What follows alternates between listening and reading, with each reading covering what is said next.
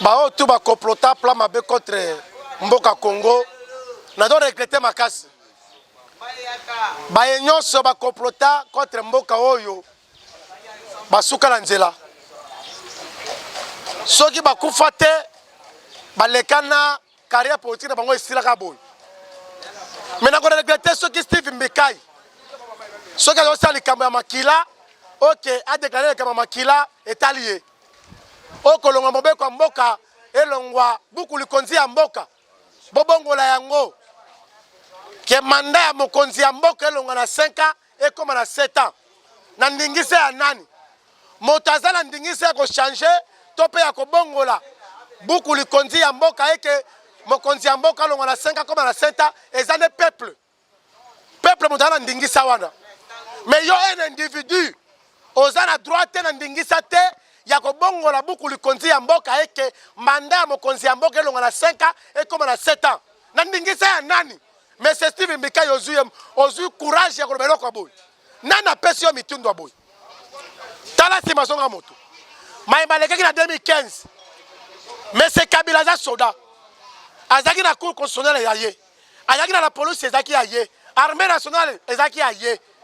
Seni ya ye. Makamatu ya ye. Aluka ki abongo la buku likonzi ya mboka. Na 2015 mboka epela moto. Kabila koka kutute. Kabila kokate. Mais o azotinda yo. Ayebake azalaki moponami ya peuple te. Azalaki nommé par Kabila. Donc nous le peuple, te wote la biso liso likolo ya liso.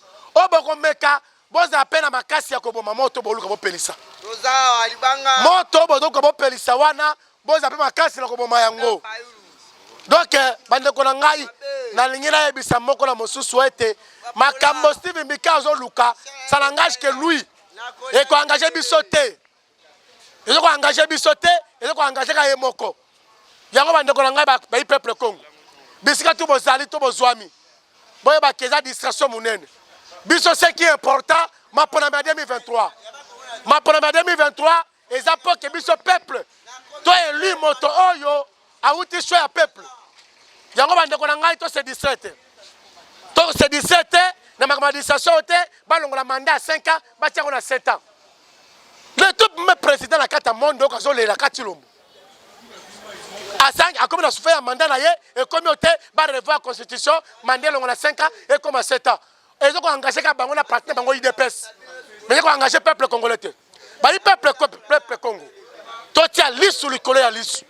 Peuple ba libérer kayete, peuple se libérer kaye moko. Maintenant ba que veut qu'on la libération la biso. Parce que oh bazo luka, bazo provoquer revoir la constitution, changement de constitution, changement et le mandat on a 5 comme on a 7 ans. Et ça provocation bazo promettre que tout est un soulèvement populaire. Tout est un engagement que biso peuple, tout se lever contre moto oyo, aza contre l'avancement mboka. Yango ba baza na peuple na musika, tout se tenir main dans la main pour que oyo aza au sac mboka na biso. To luka moto tia pembeni. To luka moto aza intègre le cola aigle du Congo. Na combat Martin Fayulu Madidi. On a trahi nos peuples, a trahi ferme la décision naie. A tenga mina note. To sungaye 2023 azang bende wana. Pour que makamotu na moke so na halima. Et par rapport à ma ponami oki obeti sur ma ponami. Toi qui bango déjà comme qui mutu entre IGF na kadima déclaré ba PC mbongo IGF falu ba PC. Est-ce que tous autres attendent que ma ponami ezali? Papa, so na makanisi langa zo na sima. Et ça, mon colombo, tu me Félix Alobaka, 2018, ce qui m'a pour la messalimité, token la transition, ça, mais c'est Kabila politique. C'est la même chose, Malobawan et Kangi et Moko. 2023, ce qui m'a pour la messate, token la transition, ça, mais c'est tu le mot Félix Bombé. C'est ça, Obiso Tokanisa. Makambo, on appelle ça Kadi Mambongo. Quand ça appelle ça qui est mbongo, on appelle ça qui était. Et Talibisote, et ça, j'ai un miyibi, bah, au sala. J'ai un miyibi. Mbongo eza ebele na mboko yo. Tu peux imaginer qu'il y a un individu qui a souka mbongo na yatina atina 2023 élection est organisée. Mbongo mboka Congo. Tala mbongo ba iba na présidence. Tala mbongo ba iba na présidence autant de millions. On a détourné 18 millions. On a détourné autant de millions. Et c'est mbongo wana. Mboka Congo zangi mbongo. Atako tutule maloba ke mboka se kufa kala. Mboko ekufa pesa mbongo bongo. Mboko ekufa ba iba mbongo bongo. Mboko ekufa te mboko ezane maladi. Mboko ezane maladi. Ata ram ndeko na ngai mbongo arame ki wapi mbongo arame ki wapi mbongo na ko organiser ba élection oyibi bato pendant soki 3 ans ya ngoyo na makambo no arame après on le bakete na longoli rame ndoka le rame pe longote ezo ko ndoko kata tilelo nyongo ko tseso arame ya yutu wapi nyongo ko bakosa bato nyongo na makasi peuple alingi nyongo to ko tse nyongo na makasi pona terrain na Chilombo na ba entourage na yo biso to lobeke kadi mayi ba mbongo ayi bate kazadi apesa mbongo pe kadi mapesa te nous ezo ko engager biso peuple te biso ce qui est important de ma ponami 2023 Chilombo ou pas biso to lingi de élection et puis élection Chilombo ko carton rouge o salema no te na Congo ba yebi ke ba banga ma ponami ba banga on va dire que ce que na ponami o zali crédible et apaisé Chilombo ko zwa te akozwa te azwa te kozwa pété ata yemoko amizui amiti président Seni Chilombo ko zwa te ata zumo sena de les nyakeru rwandaise wana atie la tête à Seni Chilombo ko zwa ata mokolo moko te biso notre problème est les élections crédibles et apaisées.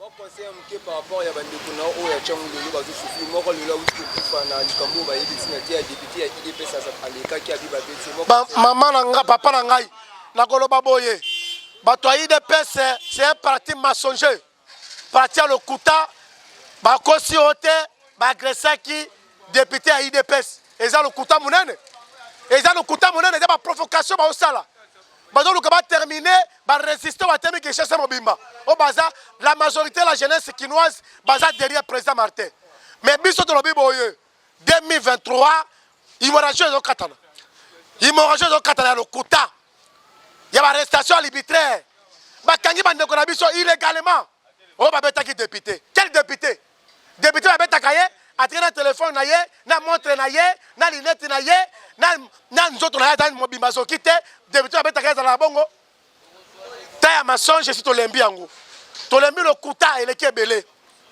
ba oluka ne ba intimider biso et que to banga ba plan de résistance kufa tout ça là mais biso to banga mutu te to lobi o ekoya e ya mutu banga sa moninga zate le Congo n'appartient à IDPS le Congo n'appartient à M. Chilombo Félix Bombe le Congo appartient au peuple congolais peuple moto intimider biso te on ne peut pas nous intimider nan yango le Congo appartient à qui pour banga sa biso te ata ba kangi bandeko wana mais biso to lobi que ce n'est que le début à intimidation to ko banga le côté to ke na bango molo ti 2023 bazwa ki busa pipa suka oyo ko pesa bango et autrement qu'est-ce que c'est ça parce que baba mérité bazala kuna na ndako wana eza wuli ba konga eza vital camere ba détourner ba millions de millions ben ba maza libre mais mulopo abato angani kaka pa lobi bo solo boke ko détenir mais Chilombo Félix on la kaki biso boete on le baille que ma prison ya aner ko za porte mon côté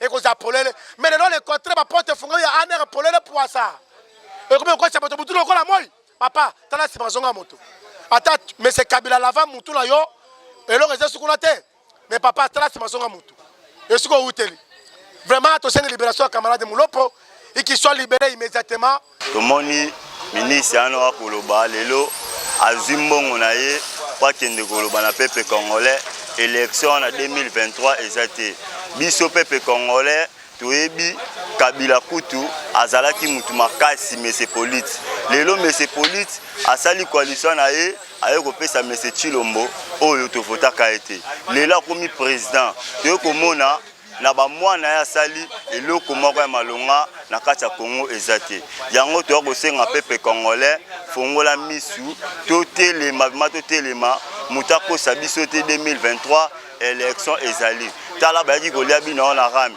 lelo ba ko kata rami ese mbonga rami ngo lelo eke wapi bataram lelo mbongo suki wapi ya ko lobela pe pona président nga Mulopwe banda bakanga président Mulopwe bana poto si lelo biso pe awa to ya kotalela kaka président Martin Fayulu président Mulopwe asali lelo côté po alobeli ga mboka nde Chilombo tindi bata aner bakanga président Mulopwe lo to ko mona pe ndeko na biso na changu po député wana lekaki kaka biloko ne bungite téléphone ebungite montre bungite lelo aye ko condamner bandeko na biso nyoso ndeko na biso moko akufi nde esali biso ba resista passe biso pe tokotika liso te liwa ya ndeko na biso place ezali moto oyo asasi oyo fola ndeti na suka po oza pepe congolais na sengi na pepe congolais nyonso toyeba ngo na kati ya Congo 2023 bokita bomata élection ezali mutu abangisa mutu te na kati ya Congo biso to akolela nzala misala eza te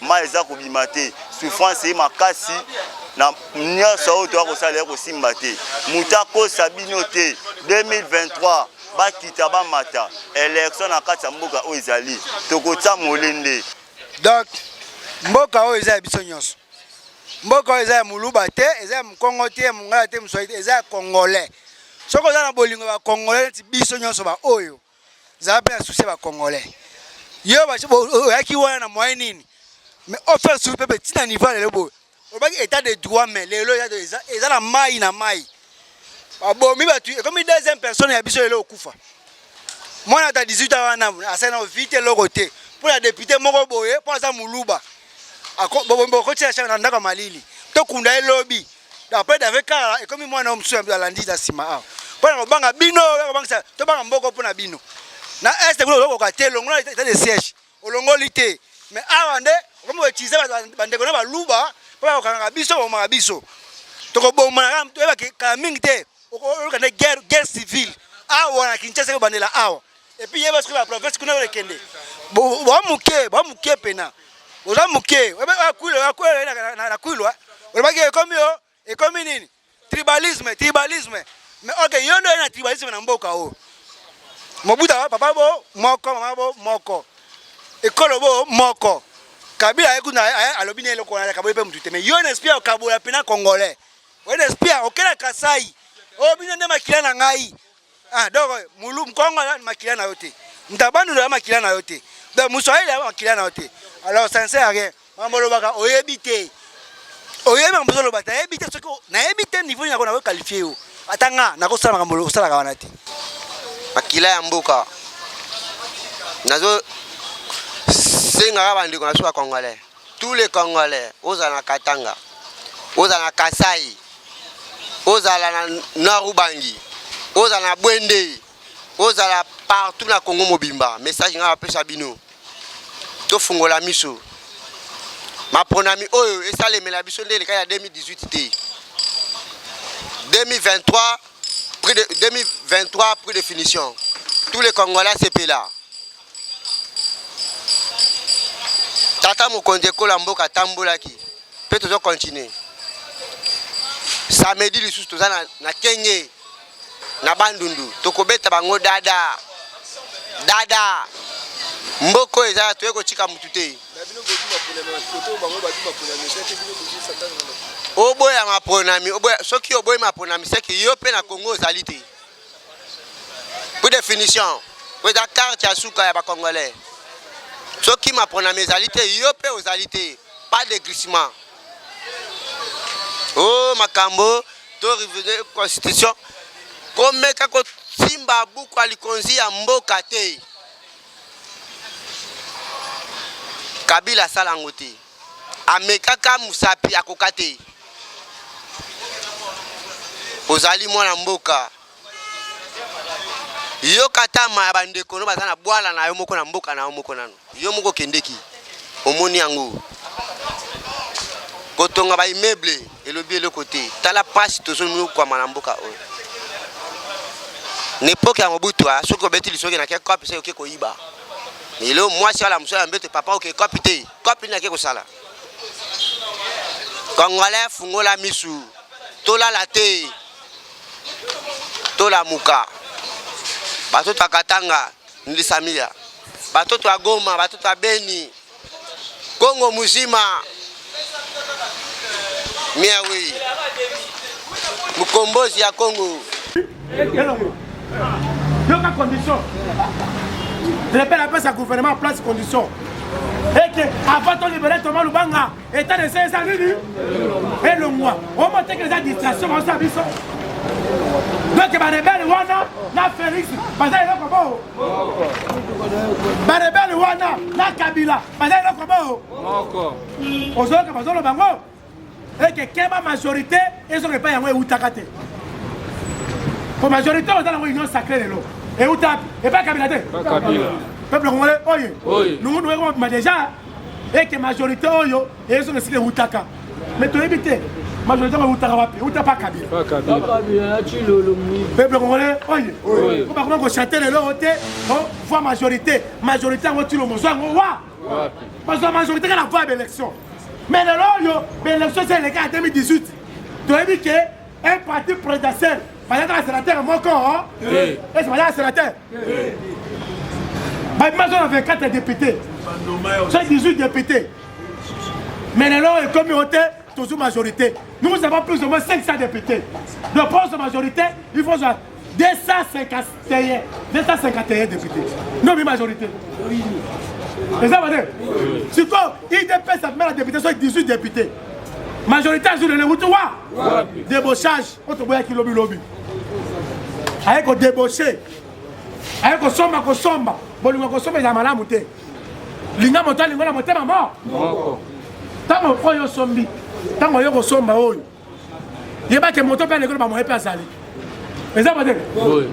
Bon, nous avons étape la vie, et là étape par étape. N'est-ce pas le suki, ya moto muso bandi wana. N'est-ce pas mbongo le suki, moto muso mbongo le bandi wana. Et mati, tu vois yebisa ngai, tu lo masoma ki ba député ko somba. Kabila le grand milliardaire, azato azate. Azali.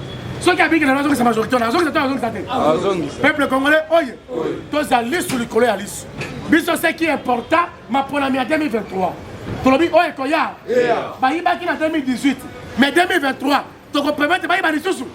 Peuple congolais, oye, l'amour ne tombera jamais. Biso tu l'as dit, tous allés sur le collet à l'issue. Il y a l'issue sur 2023. Pour voir les peuples, ils n'ont pas à paix. Les abattés, ceux qui tuent le matin, mon ma casse, et que ma première semaine en 2023, oh, et Koya, donc la transition, ça tue l'homme. Il n'y a pas le bac à l'eau. Alors, alors, et que, soit ma première semaine en 2018, donc la transition, ça Kabila. Les abattés, Bissop est tourné, Bissi est beau. 2023, ma première mission qui est transition, ça tue l'homme. Alors quel était peuple congolais, oye, l'amour ne tombera jamais. Popularité à Martin Fayoul les gens qui chassent sa tête. Je vous dis franchement, popularité à Martin Fayoul les gens à l'intérieur. Comment vous savez qui chasse ça? Allez à l'intérieur, au niveau de combat à Fayoul. Qui est Fayoul? On appelle ça poloté, appelle ça képité. Mais ma vote est là. Et ça, Bakani qui va voter sur la 2023. La Mouka ne tombera jamais. Le peuple congolais qui en particulier, Montako Sabisoté, tous de la Uni, soudés. Et là, le président Martin Oster de la Bisso, et là, on va tous dans le Lokobo. Tous dans le Lokobo. Du Lobabo, Babangi Sabisoté, Bissoté Bangi Sabango. Mais ça, oui. Ma manœuvre va faire l'Assemblée nationale. Moi, je suis un boisson. Attends, je vais bosso. Et là, je vais changer pour les Alango. Et là, je vais changer. On va changer bosso. Bosso m'a bloqué. On va passer la boy. Et là, je vais Mabunda. Et là, je vais Hippolyte. Et là, je vais Ilukamba. Ilukamba. Et là, je vais président Sénégal. Tabomamba. Et là, Tabomamba. Et communauté. Moi, je suis bloqué. Peuple congolais, oye, mandat à Moko, président de la République à l'élection 80 fois. Oh, bah, bloqué, Ngaï. Oh, il a bloqué, Ngaï. Oh, président, il va bloquer, il est président de la République. Président de la République va bloquer, Ngaï. Peuple congolais, oye, Aza est compétent, Mouné. Tu le m'en félicite. Aza est compétent, Mouné. Si vous êtes compétent, il y a un qui est découvert, mais il y a un raté. Il y a un ça va te quitter, va bloquer. Il va bloquer. Il y a un président va bloquer. Il y a un contre-vision président de la République. Le peuple Congo, tous en conscience. Le peuple va libérer Kayete. Le peuple va libérer Kayete. Et ça, notre libération, c'est un peu peuple. Donc, c'est une main dans la main pour que 2023 doit permettre d'occuper ce monde à la bisso. Et ça veut dire, la boucle ne tombera jamais. M'a dit, il faut une marque ne tombera jamais.